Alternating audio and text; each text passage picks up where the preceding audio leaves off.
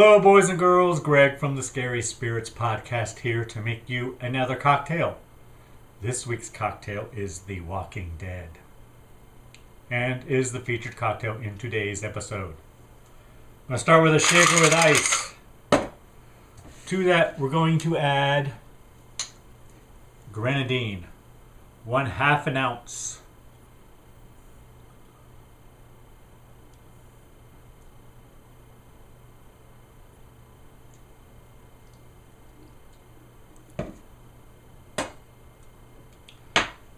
Next, the recipe calls for 1 ounce of aged rum and 1 ounce of overproof rum. We don't have overproof rum. So, we're going to do 2 ounces of rum.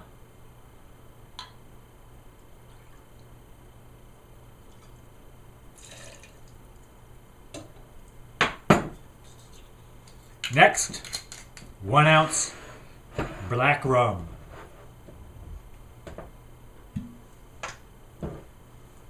One ounce spiced black rum.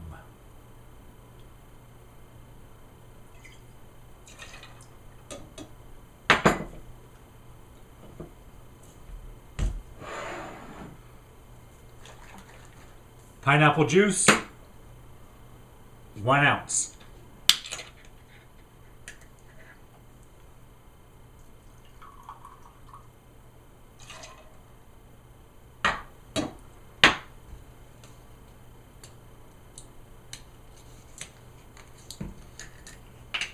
Next, orange juice, again, 1 ounce.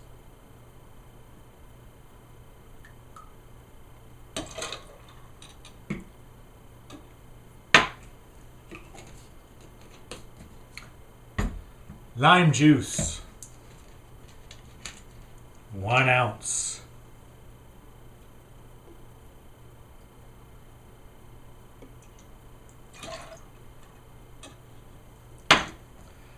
Then the recipe calls for 1/2 ounce falernum, which I don't have, so I'm just skipping that. But it does say 3 dashes of bitters. There we go.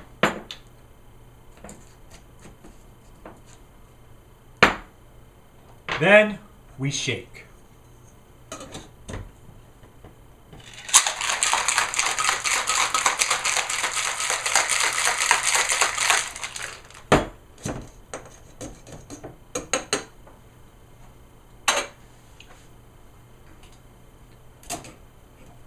Then we strain it into our glass.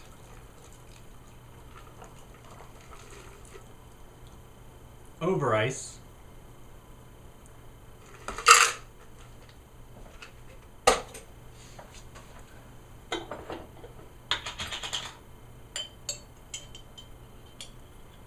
And we garnish with that cherry.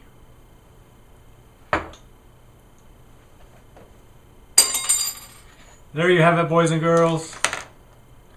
It also says a tiki umbrella, but I don't have one of those. The Walking Dead.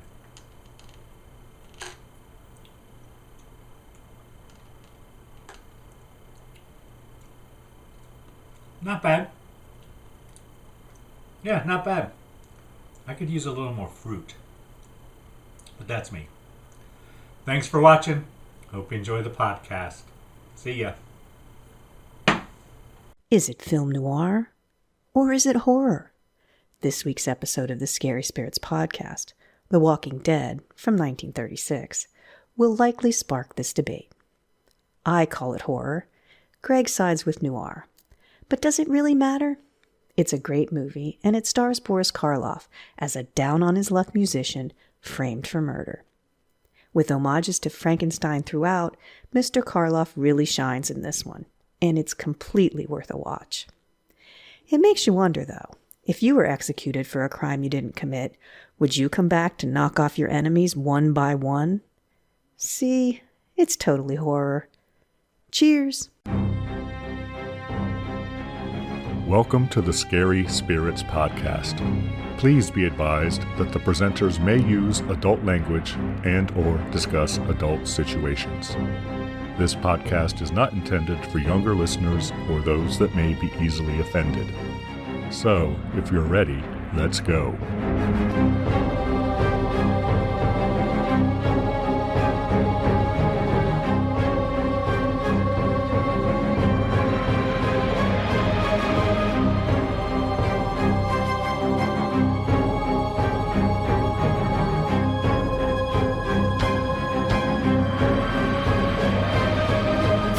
Hello, boys and girls. I'm Greg.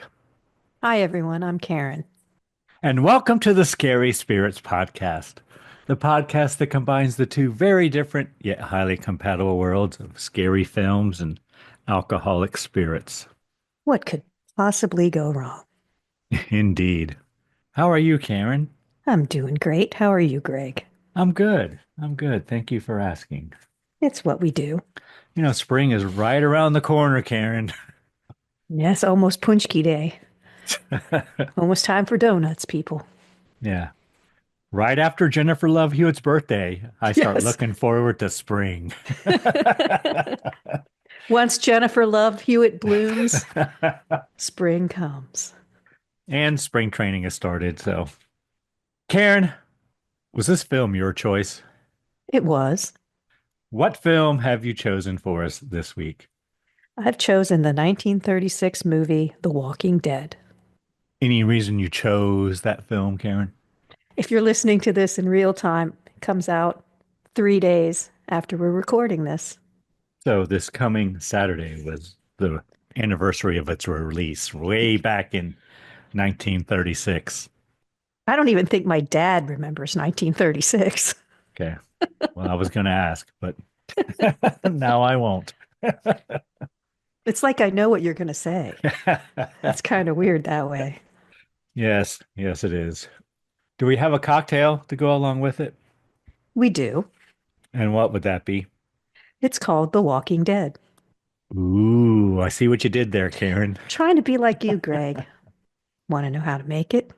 You know, it's always good to make attainable goals, Karen. Attainable goals. I'm not sure that's attainable. And I'm not saying whether it's a high goal or a low goal. I'm just saying it's a goal.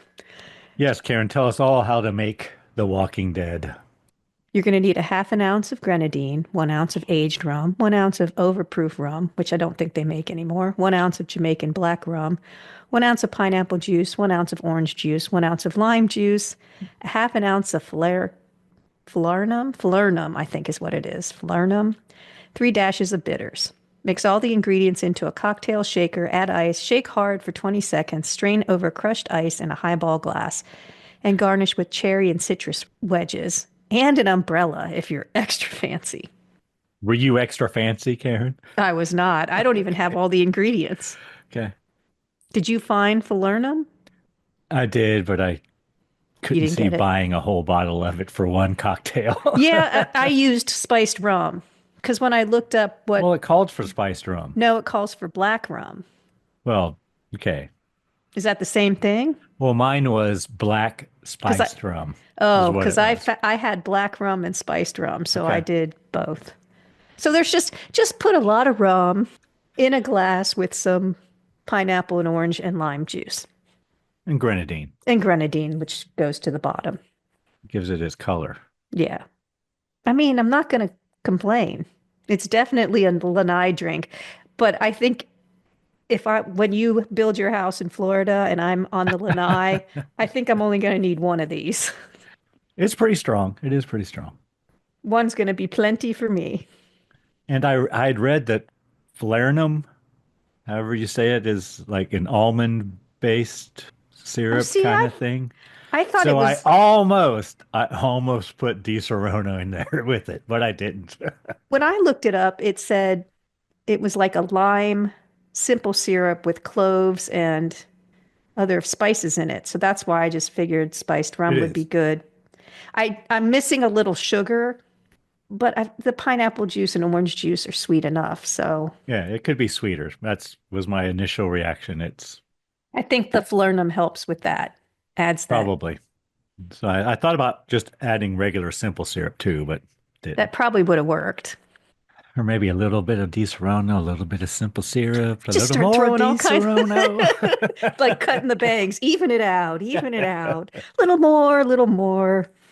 I did have a cherry, so not a brandied cherry, but I had a cherry, so I put a cherry in mine. Oh, yours is red. My red sunk to the bottom. Well, did you shake it in a shaker and strain it into your Oh glass, no, I Karen? didn't. I put it in after because that's what you usually do. So Usually. yeah, Yeah, but you're this was right. add all ingredients to a shaker and shake for 20 seconds, Karen. That's All right. true. Should we give our friends and listeners time to make their own The Walking Dead? Absolutely. Hold on.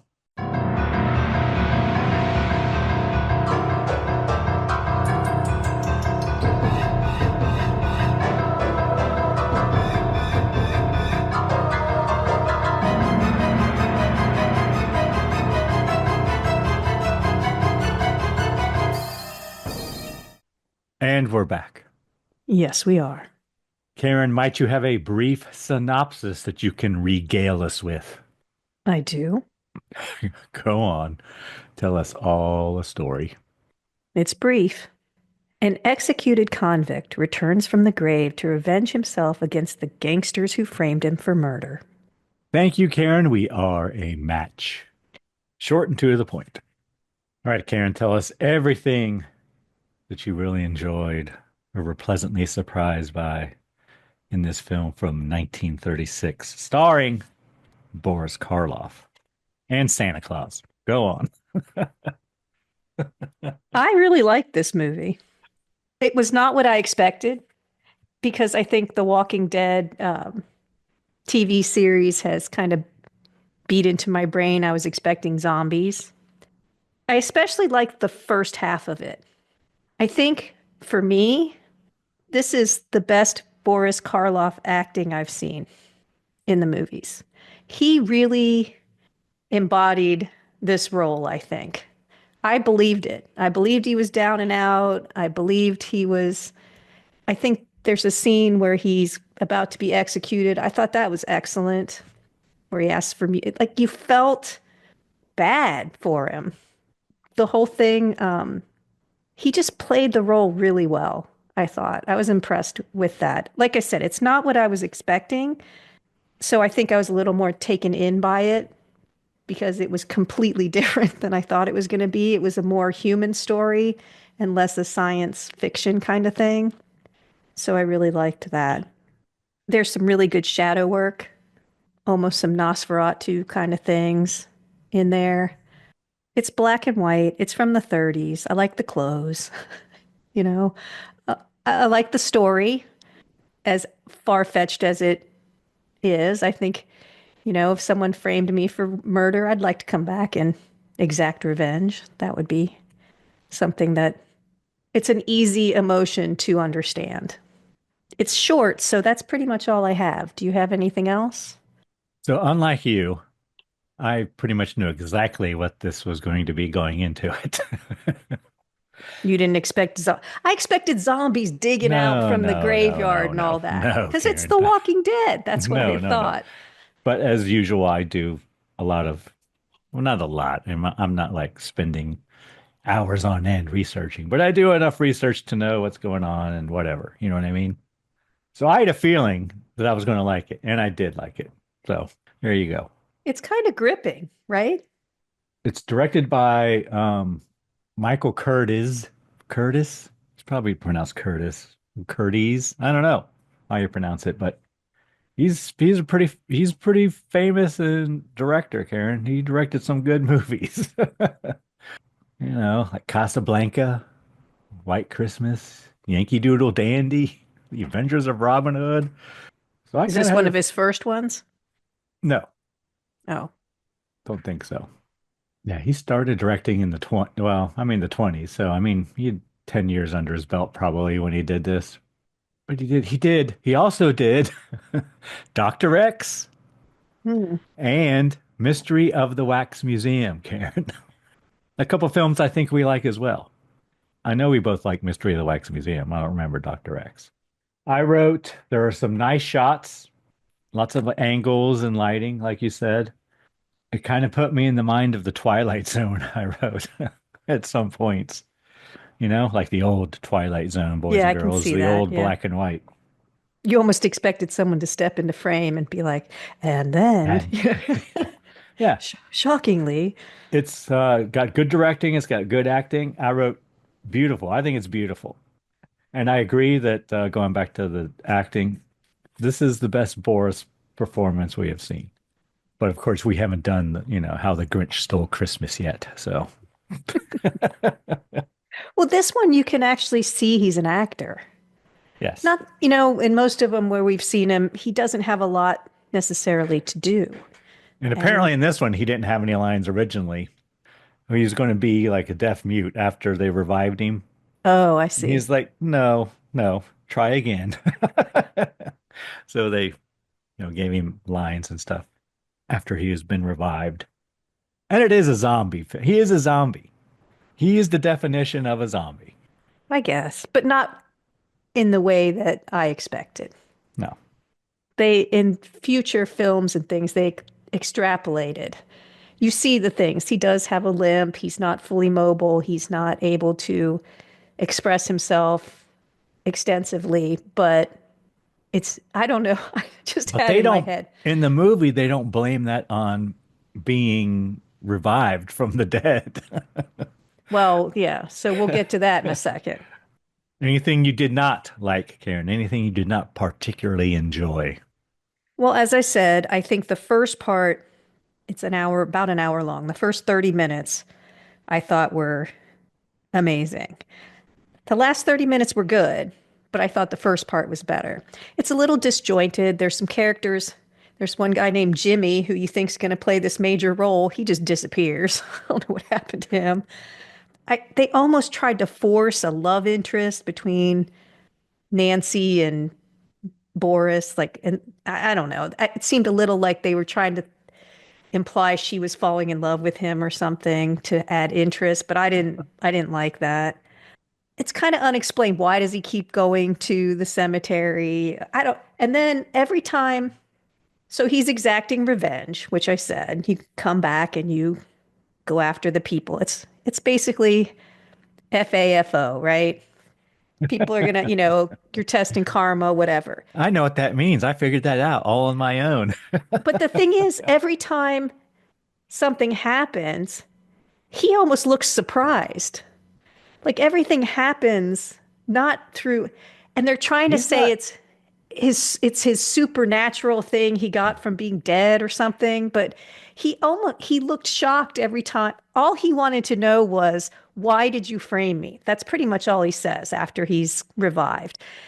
And instead of answering or anything, they just have these accidents. And he almost looks surprised and then leaves. So I wasn't sure. I think they were saying it was his supernatural power, but I wasn't 100% sure. So I was kind of lost in that, whether he was actually doing it or things were just happening to these people because they were scared, or I don't know.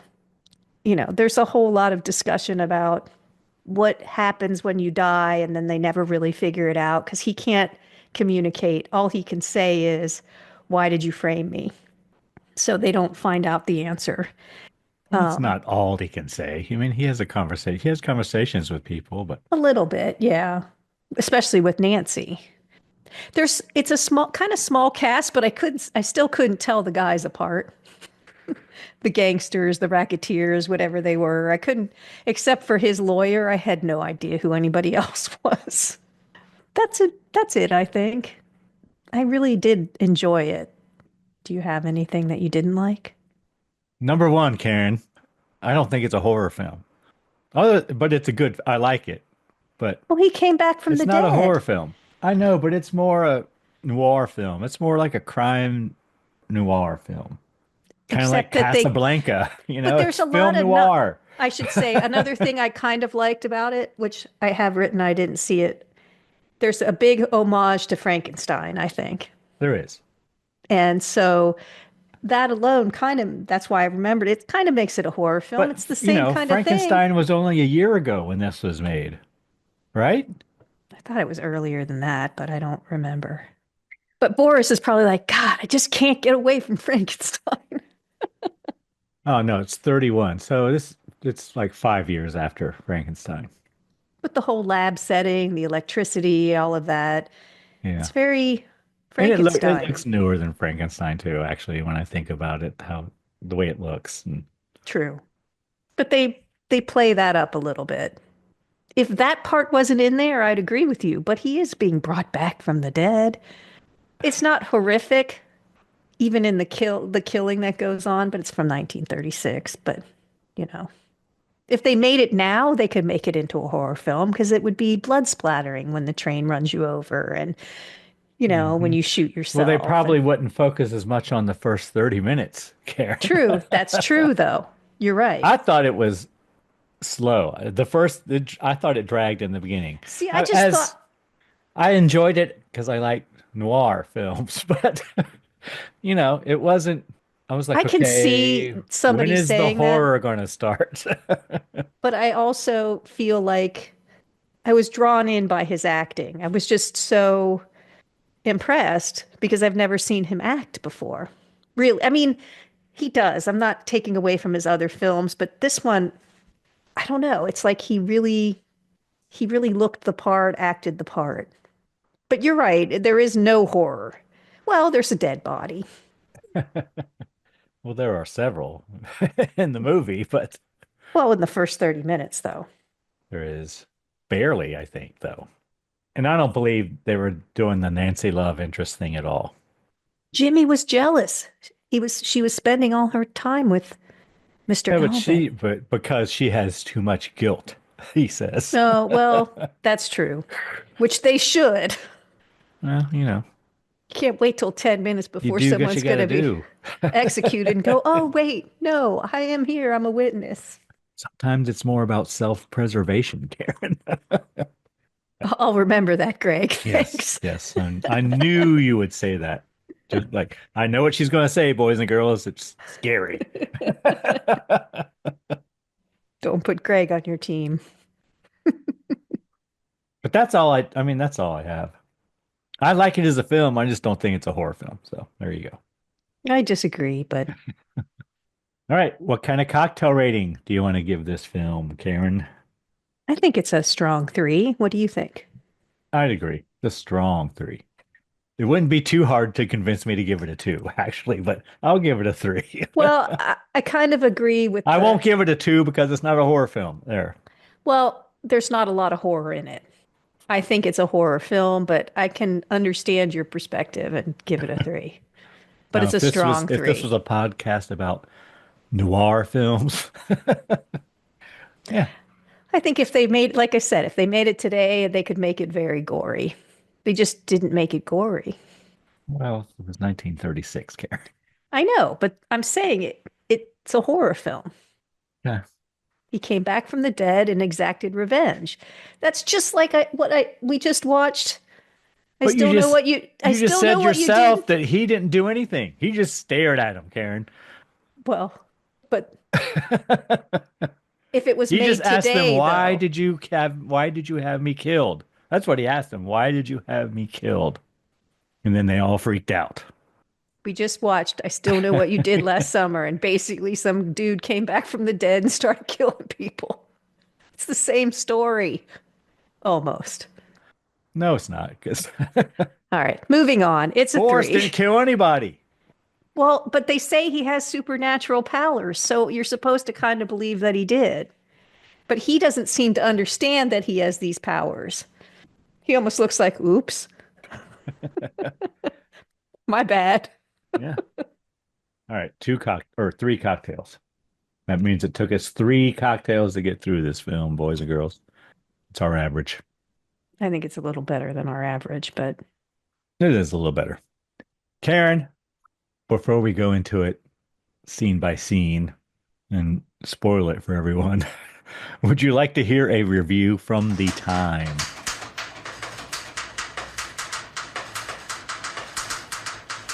wow, you found one? 1936? Yeah, Karen. All right. What do you got? I have from the New York Times, dated March the 2nd, 1936. Okay. So a day after it was released. By Frank S. Nugent. It's pretty short. Mr. Karloff, who must be getting pretty tired of having to be the human guinea pig for all these outlandish scientific experiments, is being brought back from the dead at the Strand this week, must be the theater, after having been executed for a murder he did not commit. The Dr. Beaumont, who revives him after the governor's pardon came too late, succeeds in restoring life to the dead man's body, but not to his brain. So Karloff, his mind numbed but with an afterlife glimpse of ultimate truth to motivate his subconscious, becomes the Walking Dead of the title and punishes the 5 men who framed him into the electric chair. There is no denying that he makes an impressive zombie, with a blaze of white streaking his hair, with sunken, mournful eyes, hollow cheeks, and a passion for Sindling's Rustles of Spring. That's his favorite composition, apparently. Oh, I couldn't find that. Okay. Karloff is something to haunt your sleep at nights. We didn't even dare laugh when he sat down to play the piano, and all through the picture we were congratulating ourselves that we were not among the racketeering band led by Ricardo Cortez that had him convicted for the murder of Judge Shaw. Horror pictures are a staple commodity, and this one was taken from one of the better shelves. Beyond letting you know what you can expect, we have only one more word to add. But actually, boys and girls, there's a whole lot of words. Try to time your arrival so the feature picture will be the last thing you will see. Because apparently it was a double feature, or I don't know. Otherwise, this will happen. In the fading seconds, Karloff, dying permanently this time, spoilers right there in his review, is being questioned by the scientist about his glimpse into the afterlife. What is death? Tell me you must, urges the doctor. I think I can, whispers Karloff. After the shock, I seem to have peace, and, he dies. It will never be known, murmurs the scientist sadly, and the next voice you hear is the boomingly cheerful one saying, How do you do, everyone? This is Graham McNee. Considering our disappointment at not hearing the details of Mr. Karloff's astral journey, we couldn't help but feeling that the newsreel's Mr. McNamee might have tempered his exuberance this once. And Graham McNamee is in the Baseball Hall of Fame, Karen. He revolutionized broadcasting sports over the radio. So Okay, I did not recognize that reference. That's who he was. Very famous radio broadcaster. And apparently he was voicing a newsreel. It's interesting the reviewer brought up how he looks, because I don't really think there was much done to him. I think he kind of looks like that. I did read that he took out his false teeth, so it made his face look more sunken. Read that. But he has the sunken. I mean, I'm sure they used shadowing with makeup and things to make it look more pronounced, but it's pretty much his look.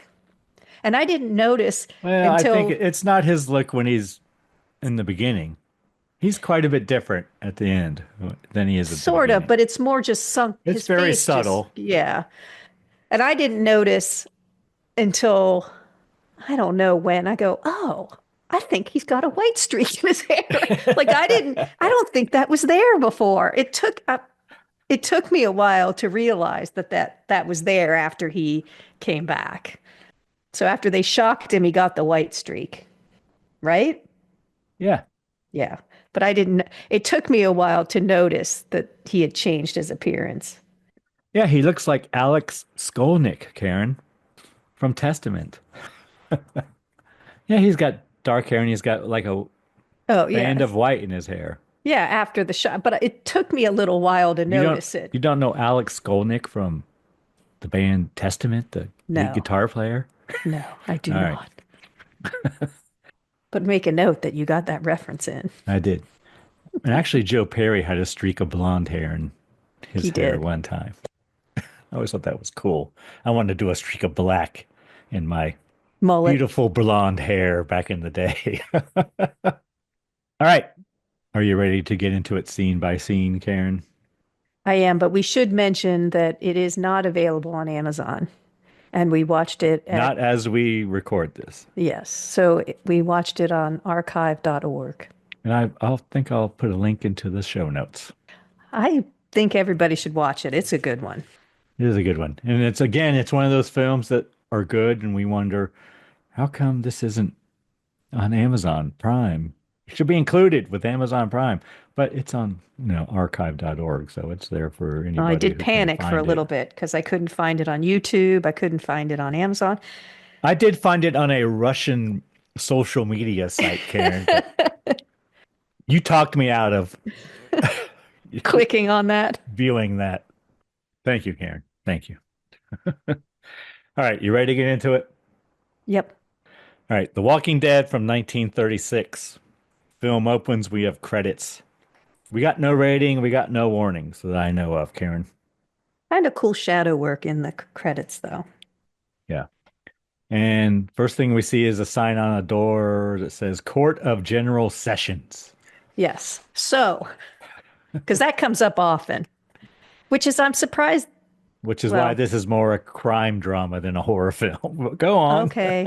A court of general sessions is a court that handles civil and criminal cases, but usually smaller and more routine cases.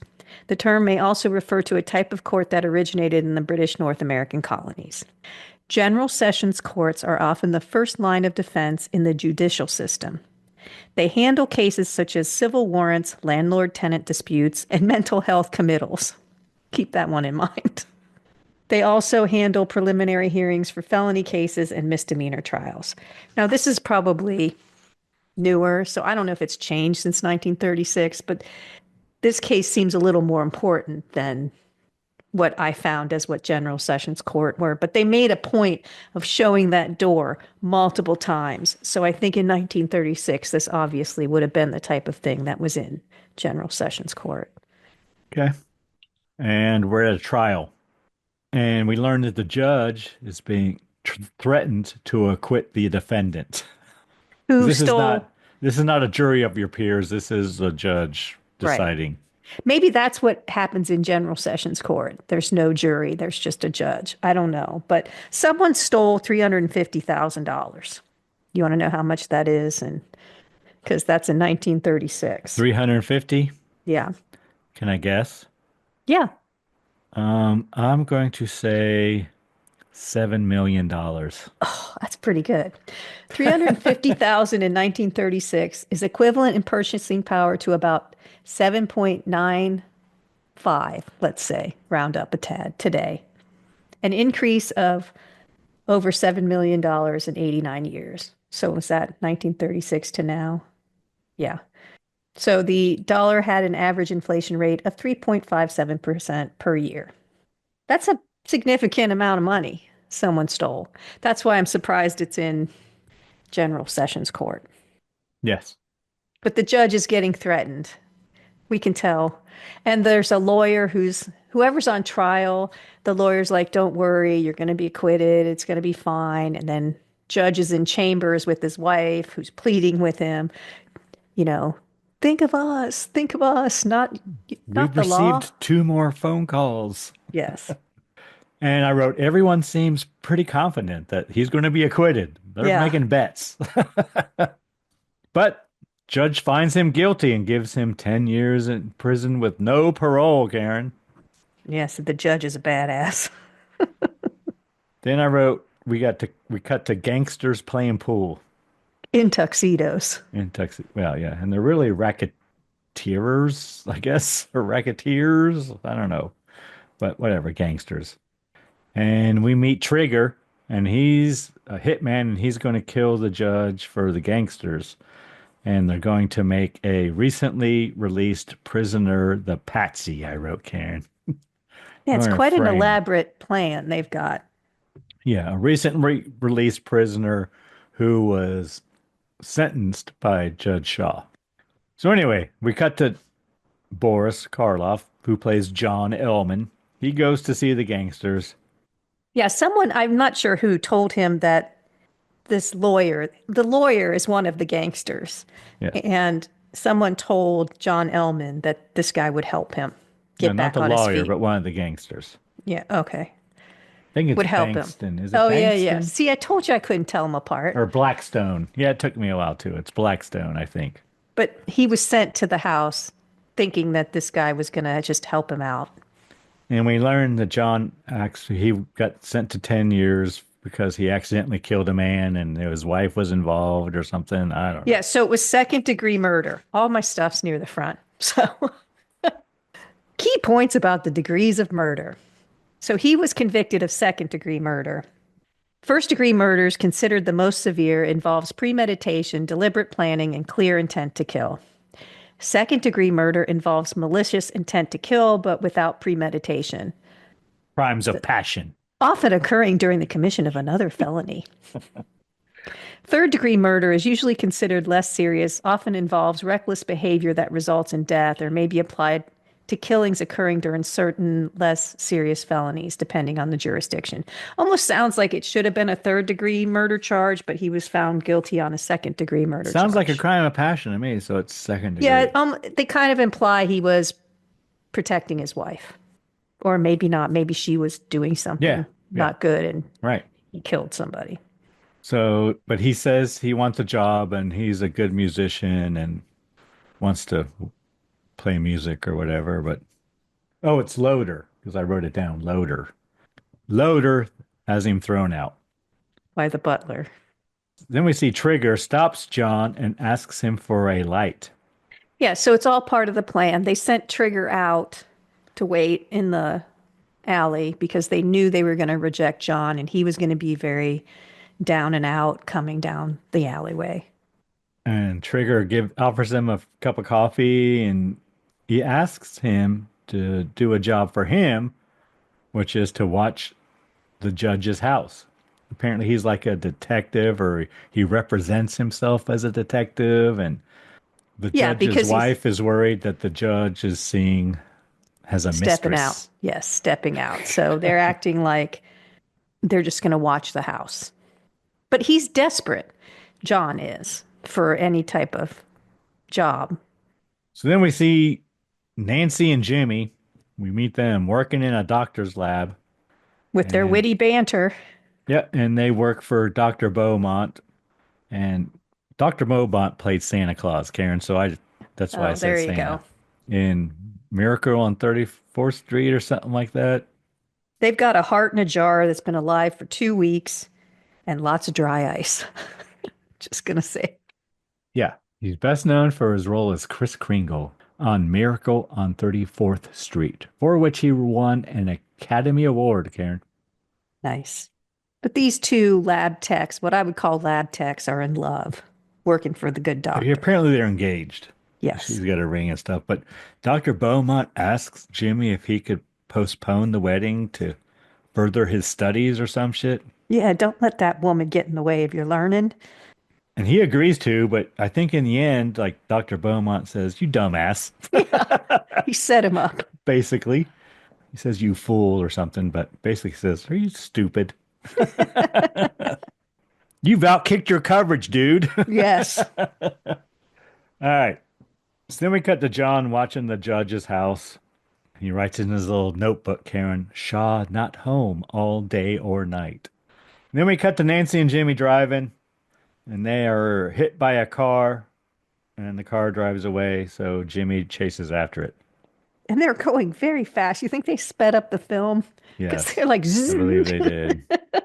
It's like those funny. old Model Ts. That are, well, not quite Model Ts, but they're old. They're old cars and they're Yeah. going very quickly. So they see three men put a body in the back of another vehicle. After the men leave, Jimmy drives up to the car and sees the body. Then the other men come back around and they tell Jimmy and Nancy that they didn't see a thing and to keep their mouths shut and beat it. Gangsters. It's the 30s and all. John gets into his car and he turns around and sees, oh, there's a body in my back seat. So the car is John's car at the judge's house. And apparently it's Judge Shaw that they threw into the back of the car.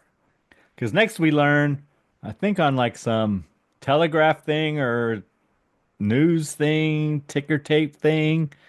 I don't know. It's a typewriter typing. And it looks like it's typing by itself. Oh, I thought it was just the newsroom. I thought a Well, reporter it was could have typing been. it. Yeah. But Judge Shaw found dead in abandoned sedan, shot through heart. John Ellman convicted 10 years ago by Shaw held. And then we cut to a trial for John and the gangster Nolan, the lawyer, same lawyer who like Just lost the lost the case. other case, is defending John. And he does say that there are two witnesses that won't come forward and but they don't step up to defend him. And they're in the courtroom. They're right Yeah, there, Karen. they're sitting there, They're which sitting in the I back of thought the that was courtroom. ballsy too, because the gangsters are there. Like, Yeah. what are you doing? Jimmy wants to speak up, but Nancy is scared, Karen. And the lawyer basically says, we don't argue any of this, except he didn't do it. Yep, it's all Yes, true, except he didn't do it. yeah. So he really wants him to be convicted for it. Yeah, I wrote, the attorney does not make a very good case for John. From what I've seen, he's not a very good attorney, but hey. John is found guilty.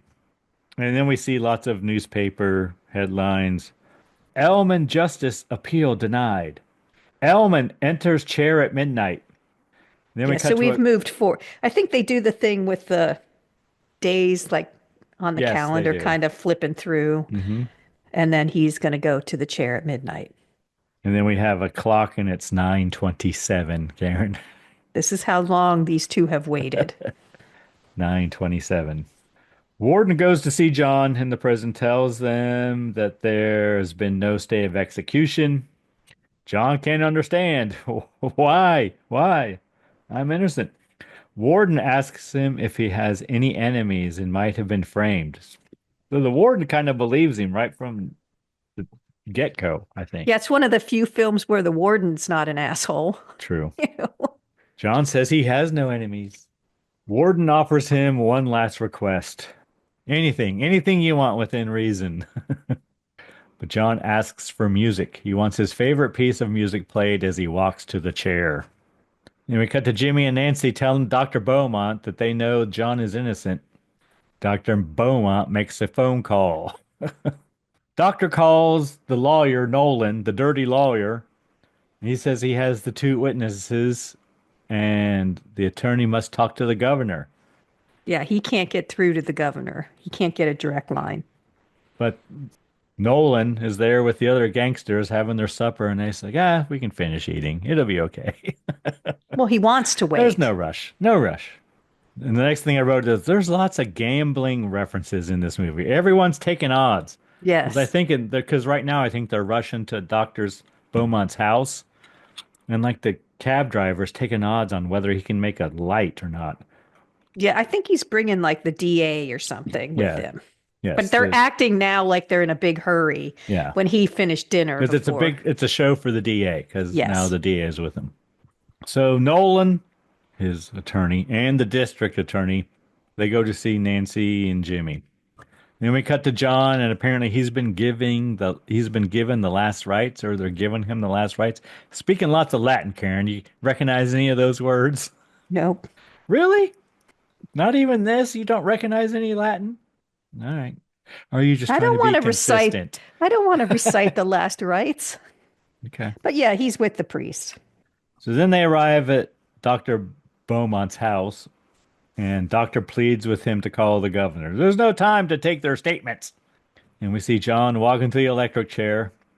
Dead man walking. Yep. DA's calling, asks for the governor. John walking to the electric chair again. Phone ringing. No one answering. No one's in a hurry to answer that phone. Apparently it's the warden's office phone, and the governor calls to stop the execution, but it's too late. As soon as he answers the phone and tries to say stop it, those special lights by the clock go up. Yeah, I thought that was a really effective way to let him know it was too late. The lights go on and off and kind of dim, and because it uses so much electricity. I thought that was pretty cool. And then next they call Dr. Beaumont's office to tell them all that John is dead. He gone. But Dr. Beaumont tells him, well, tell them not to do an autopsy. Stop the Yeah. autopsy. Yeah, they'll just give him the body. Then we No questions asked. cut to Dr. Beaumont's laboratory, Karen, Yeah, and here we go full on Frankenstein. and he's trying to revive John. And they mention the Lindbergh heart, Karen. No, I didn't hear that. What is that? Well, the glass heart machine used to revive John Ellman in the film was said to be nearly a perfect replica of an actual perfusion pump, a Oh, device designed to keep organs alive outside an organism's body, which had been built, Karen, by Charles Lindbergh when the legendary pilot and engineer was working with a Nobel winning scientist at New York Rockefeller's Institute research labs in the mid 1930s. hmm. I didn't hear him say that. Yeah. Well, I looked that up earlier or saw that earlier, and so when they send Lindbergh Hart, I was like, oh, they actually say it in the movie. So apparently this would have been familiar to people in the 30s because it was like all in the fucking news, right? Yeah, sure. Well, because I was just noticing that it was all looking very Frankenstein-y. And then I was, But apparently it's a good representation hmm. of what it actually looked like. So I don't know. It's also, I noted, I said, it's funny they electrocuted him to kill him, and now they're electrocuting him to bring him back to life. But I did right here, there's some nice shots of the operating room. Yeah. And there's a Tesla coil, as there always is, right? Then we see John's body being seesawed back and forth.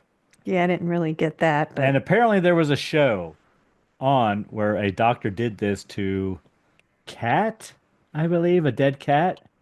He actually killed the cat and then he revived it. And part of him reviving it was doing rocking this it. seesaw back and thing to keep the blood flowing inside the cat. Hmm. So I read that somewhere too. Wow, you're just really letting everybody know that I dropped the ball on this one.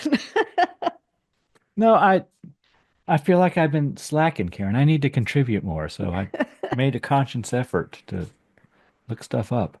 That's pretty cool.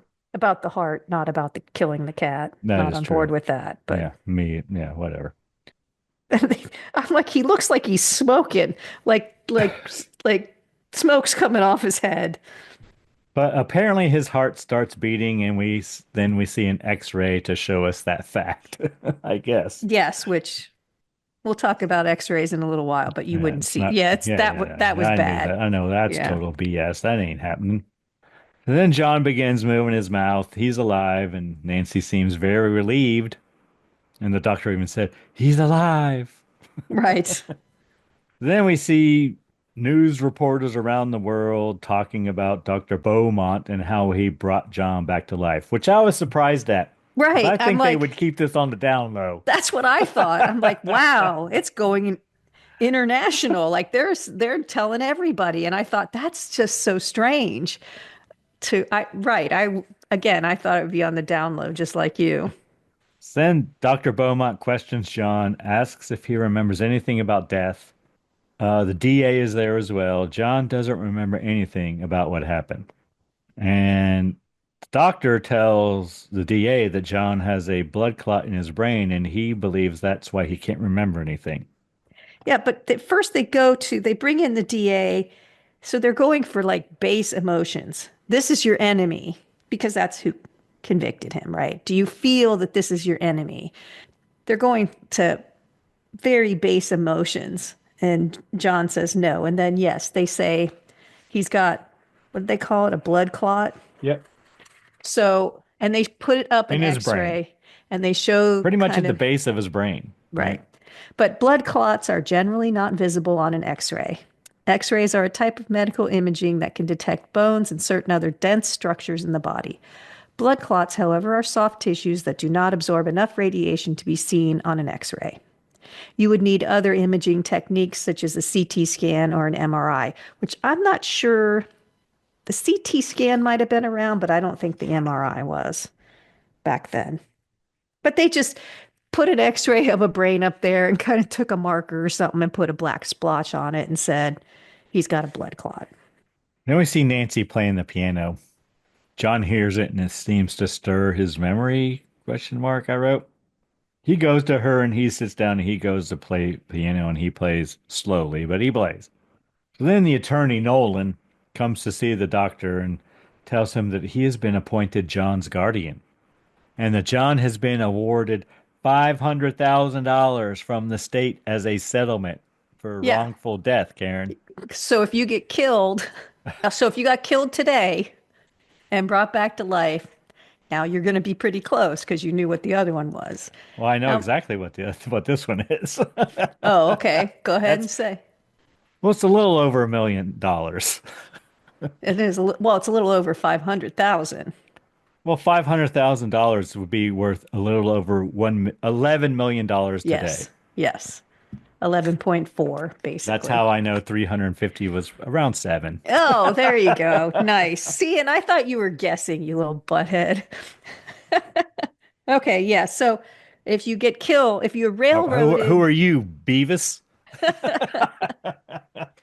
sometimes, um, your life's worth about $11 million. I don't think that's enough. But yes, so the sleazy lawyer is now his guardian. So he gets He all has the control money. of the money. Yeah. Yeah. So then Nancy comes in and tells them to come see John play the piano. It's amazing. Then John is playing the piano and he sees the others in a mirror, especially Attorney Nolan. And I wrote it's a nice shot when he sees the Hmm. reflection in a mirror and gets up and he tells the attorney to get out. The attorney seems nervous, but he leaves. So then John tells the doctor that the attorney is his enemy, but he doesn't know why. Then we see the doctor talking, I think, to the DA, and he mentions that John seems to be driven by some supernatural power. Yes. So we see the doctor with the DA. The DA believes that Nolan and the gangsters framed John, and the doctor comes up with a plan to have all the gangster and Nolan at a party that evening with doctors, and they're gonna like show John, and I don't know, it's like a social thing. But he's showing off that he revived a dead man. And the doctor wonders if John will have hostility towards the other gangsters as well. Then we see Jimmy and Nancy. Jimmy is worried about Nancy, Karen. She's been working too hard on the case and hasn't been paying enough attention to him, apparently. As the doctor. The doctor has abandoned his research, apparently, and been working on this case. Yeah, nobody loves Jimmy anymore. Yeah. Jimmy is concerned that he and Nancy are growing apart. Nice clothes for this scene, though. And at one point, Jimmy says, I will say what I please. Yes. I'm a grown man. So then Nancy brings John to meet the other doctors and city officials and whatever in their little party thing. And they have him play the piano because the doctor says, I don't want to, he's not a specimen or whatever to be studied. Let's bring him in and just have him play the piano for us. And right here I wrote, so he plays the piano and he begins looking around the room. And I wrote, there's a nice lighting change when John sees the gangsters. Yeah, each one, as he makes direct eye contact with each of the gangsters, they kind of light up almost like a flashlight underneath them. So Yes. they do light up, but it's a little menacing. It was well done. And he has Boris Karloff eyes, I wrote, Karen. Yes. Not Bela Lugosi eyes or Betty Davis eyes. He's got Boris Karloff eyes. Nice eyeball acting. Gangsters get nervous. They start sweating. Like, and there's nice shots of that glistening on their foreheads and There is. And things. I wrote there's nice musical cues as he's playing. Yes. Goes a It's little very good. ominous and it starts showing the gangsters. This It's is a really very, good scene. All the gangsters, well, not all of them, but most of them get up and walk out and they yeah, that stand doesn't look around guilty at all. outside and they're talking amongst themselves and one of them wants to hire Trigger to get rid of John. And then the DA comes back and says, why don't you enjoy the music, boys? And he kind of threatens them, the Yeah, he gangsters. kind of tells them they all look a little guilty. But Nolan tries to assure the others that nothing's going to happen. They're all fine, just like he told all the people he defended who lost. Right. He doesn't have a guilty conscience. The rest of them are showing fear. Nolan never shows fear. The others don't agree, and they want to hire Trigger to kill John. They do call Trigger, and Trigger wants triple the usual rate, and he wants the money in advance. And in a half an hour. Yeah. So then we see Trigger in his apartment loading his revolver, and then we see John walking up the stairs towards the apartment. Yes, and that's where we see the Nosferatu effect of the shadow. John enters the apartment and he accuses Trigger of killing the judge. And Trigger says he's going to kill John and tells him to put his hands up, which I don't know. Why are you going to tell him to put his hands up? You have the gun drawn on him. Trigger should have just shot John right there and it'd been over, but whatever. But John says you can't kill me again. And I didn't really get that. And then there's later, it looks like you can't, but then you can. So I don't Yeah. know. But John walks towards him and turns out the light with his hand as he walks by it. It's got like those little beaded chains hanging from the light, and he pulls it so the lights go out, and Trigger falls down, and the gun goes off. And apparently he accidentally shot himself. Next, we see one of the gangsters walking in, finding the body of Trigger, and the door shuts behind him. So we assume that John left in the darkness, and we see his shadow going down the stairs. So then the gangster that found Trigger calls Nolan and tells him that Trigger is dead. And this gangster says, I'm leaving town. Yeah, I've had And enough. this is Blackstone. So we cut to Blackstone, and I thought he was at a bus station at first, but apparently it's a train station. Yeah, it's Karen. a train station.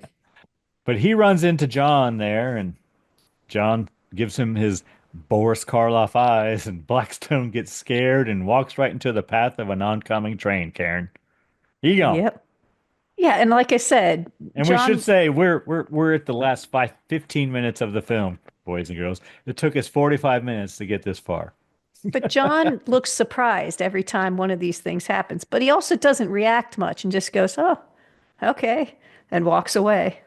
And he does ask each one of them why they had him killed. Why did you have me killed? So then we cut to Nolan and one of the gangsters buying a wreath for Trigger's funeral. Yeah, this is, I think, a little bit of comedy relief. Yeah, they don't know what RIP means, Karen. No, they don't. So then one of the other gangsters enters and tells them about Blackstone, and so they order another wreath. Yeah, they better make it two. Then it cut to a stormy night, Karen, and the gangster named Merritt. He's the older, sweaty guy. But he He's always seems to have a sweating. nice place to live. Well, he's in his bedroom and he gets scared and he runs out, and two guards are supposed to be outside his door, but they aren't there. They get freaked out and they leave. They're hearing noises. So then Merritt goes into another room and tries to get another guy to take his bed for that evening. And the guy knows why, but he apparently agrees to it anyway. So then Merritt goes back to his bedroom and shuts the open window, Karen, that's been open ever since he left it. No, I don't know why he didn't close it, but And he turns on the light and we see John is waiting for him. And he asks why he had him killed. Merritt denies doing anything. And then John stares at him with his Boris Karloff eyes. And Merritt has a heart attack and falls out the window, apparently, Karen. now we're down to two. So then another guy comes in and tells Nolan that Merritt is dead. Tells them John was there. Oh, it's the other guy who was shaving that Merritt offered him his bed to. So they decide to go to the doctor's place and get John. Question mark, I wrote. Is that what they're doing?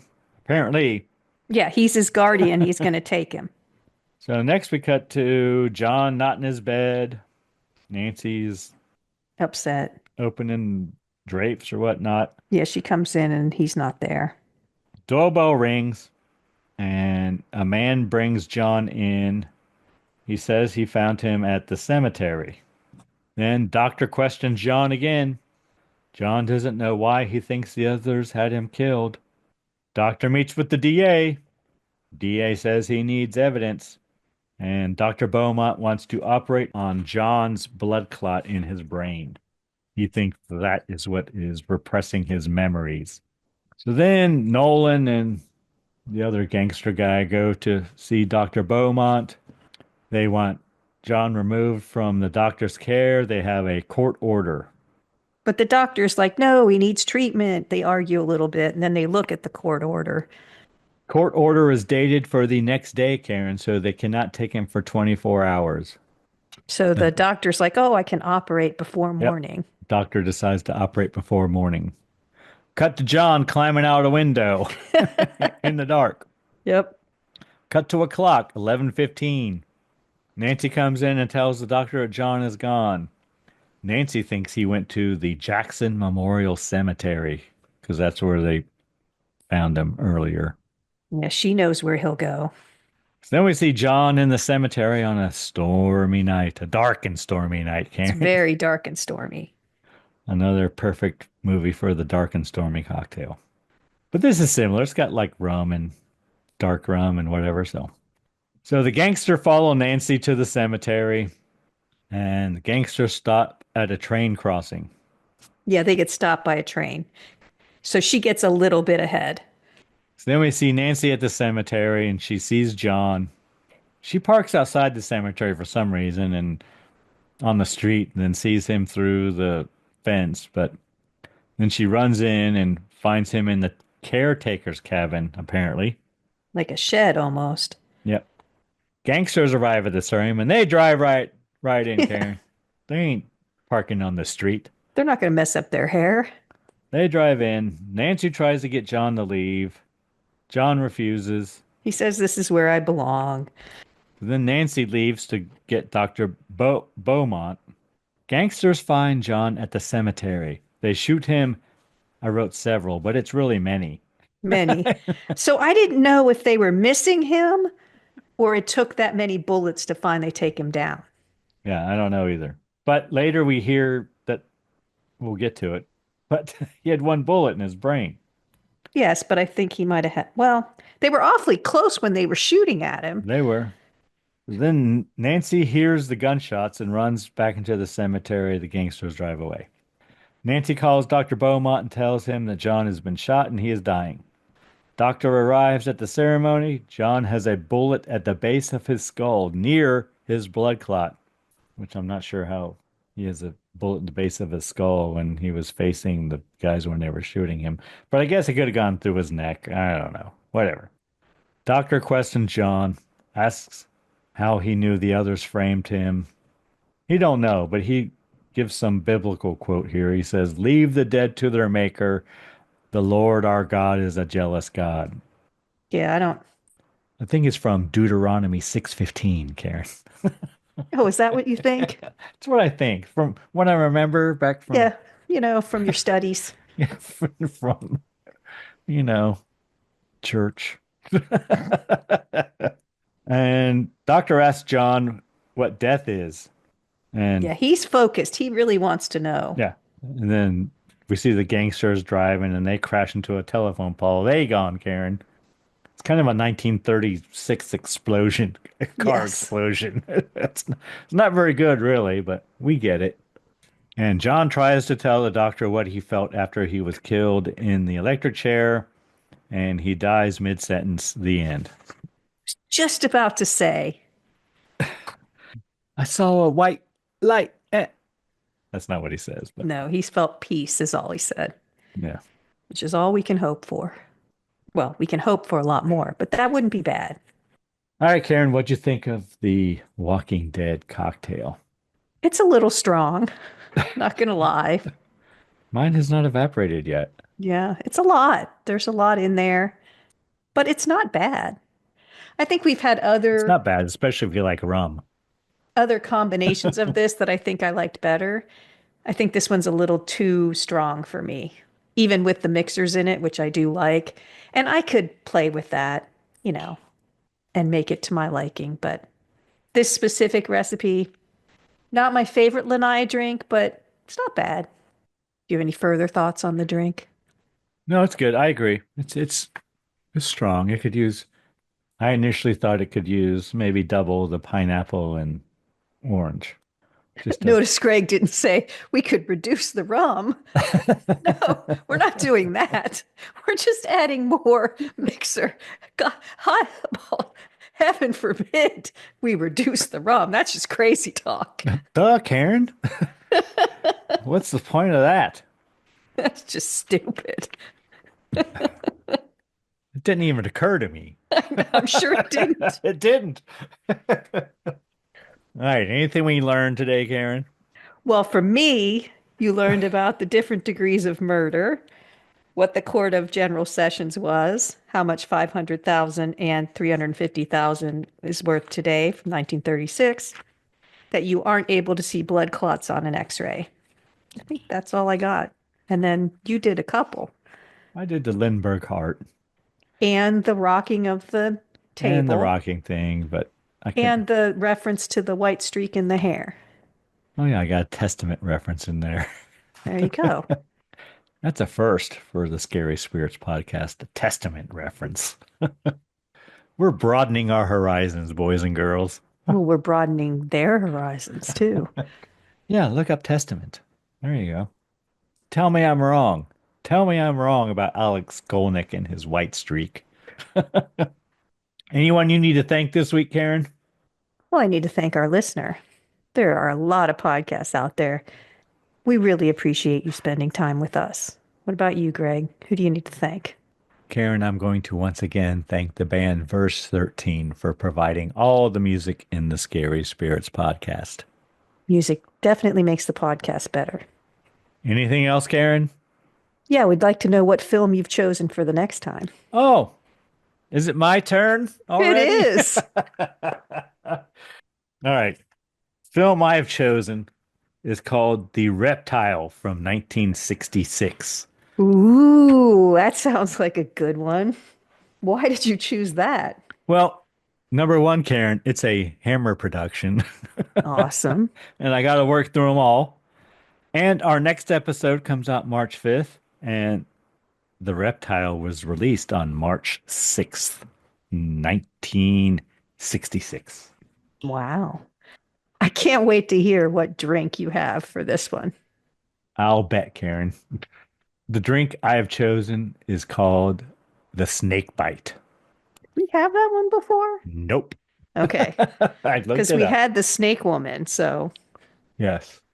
We're going to need half a can of Guinness I'm surprised And- it's not a shot, but okay, go ahead. and half a bottle of hard cider.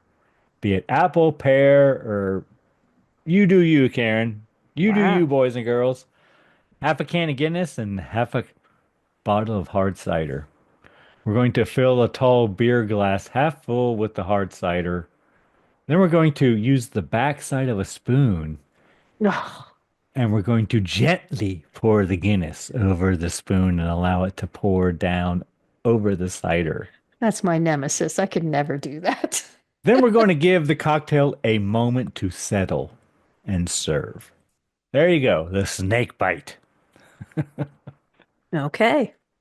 All right, anyone you need to thank this week, Karen? Well, I'd like to thank our listener. There's a lot of podcasts out there. Thanks for spending time with us. And we should probably mention, too, at this point, that if we put you to sleep, you should definitely check out Bedtime Stories with the Scary Spirits podcast. It should be called Bedtime Stories with Karen, but Well, I'm still going to convince you to do one or two. So they're just short, less than 10 minutes, creepy stories to listen to as you go to sleep. What about you, Greg? Who do you need to thank? Karen, I need to once again thank the band Verse 13 for providing all the music in the Scary Spirits podcast. The music definitely makes the podcast better. Anything else, Karen? Please drink responsibly. Yes. Thanks for listening to the Scary Spirits podcast, where the movies might be iffy, but the drinks are always solid. We would love to hear from you. You can find us on Facebook, Instagram, and YouTube at Scary Spirits Podcast, or go to our website, scaryspirits.com. And if you want the direct line, email us at info@scaryspirits.com. If you really want to help us out, leave us a review on Apple Podcasts. And remember, always drink responsibly. See you next week.